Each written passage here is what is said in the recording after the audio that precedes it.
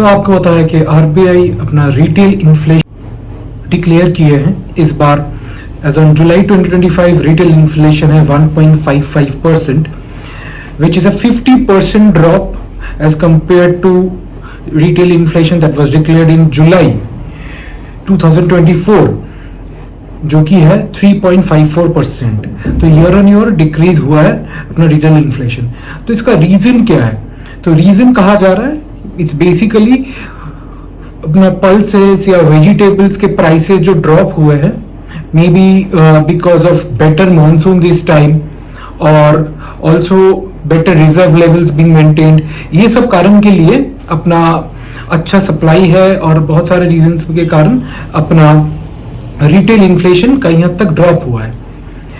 तो इसका मतलब ये है कि प्राइसेस थोड़ा घटेंगे, फूड खाने मतलब वेजिटेबल्स का प्राइसेस थोड़ा घट सकते हैं। अगर एक्सक्लूड करके फूड प्राइस इंपैक्ट को एक्सक्लूड करके अगर देखते हैं तो retail inflation as on today हम लोगों को मिलेगा 4.4% एज ऑन जुलाई, जो कि आरबीआई गाइडलाइन के 4% के आसपास ही है। So this is good. So as of now RBI अपना जो रेपो रेट है वो 5.5% पे इंटैक्ट रखा है, बट आरबीआई ये कॉशन भी कर रहा है कि हाई चांसेस है ये रेपो रेट को मेंटेन करना थोड़ा डिफिकल्ट हो जाए और may be in future going forward rate cuts हो सकता है। बट पहले जान लेते हैं रेपो रेट है क्या। रेपो रेट बेसिकली ये होता है कि आपको जो आरबीआई होता है वो सेंट्रल बैंक दूसरे बैंक्स को जिस इंटरेस्ट रेट पे लोन देता है वो रेपो रेट होता है। तो अगर मान के चलिए रेपो रेट अगर घटता है तो ये पूरा साइक्लिकल एक इफेक्ट आएगा। क्या होगा अगर रेपो रेट अगर घट सकता है? क्यों घट सकता है पहले जान लेते हैं। द रीजन इज यूएस का जो टैरिफ इंपैक्ट है उसमें रेपो रेट घटने का चांसेस ये हो सकता है। तो अगर रेपो रेट घटता है तो आरबीआई बहुत सस्ते में बैंक्स को लोन दे सकते हैं, और आरबीआई बैंक्स अगर सस्ते में लोन उठा सकते हैं आरबीआई से तो सस्ते में लोन दे भी सकते हैं। तो होम लोन्स के रेट बढ़ का घट सकते हैं और बैंक्स भी और बिजनेसेस भी सस्ते में लोन उठा सकते हैं। तो लिक्विडिटी बढ़ जाएगा।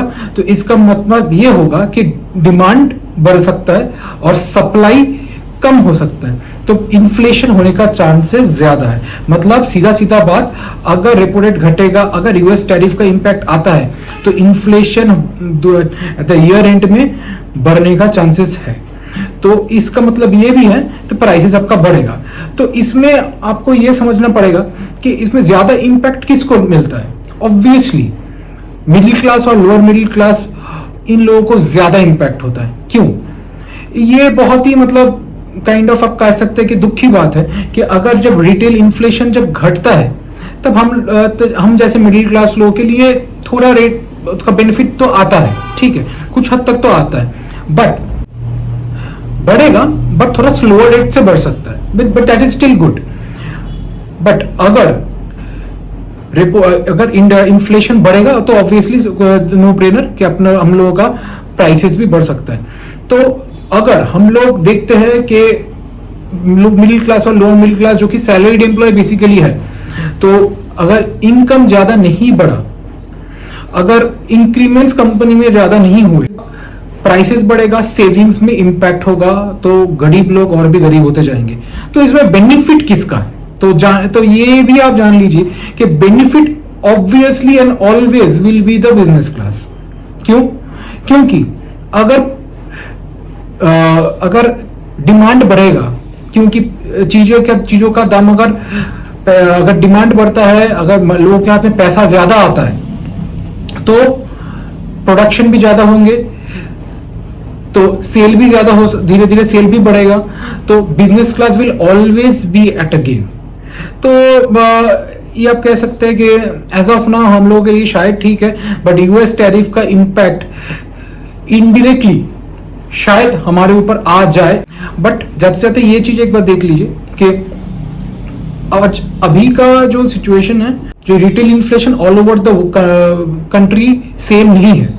कर्नाटका में जैसे बहुत ज्यादा रिटेल इन्फ्लेशन है, वेस्ट बंगाल में 0.81% है, मैं बोल रहा हूँ ओवरऑल रेट में इंडिया में 1.55% है। तो चीज़ों का दाम कर्नाटका में शायद ज़्यादा होगा। तो ये आप एक डिराइव कर सकते हैं आउट ऑफ ऑल दिस।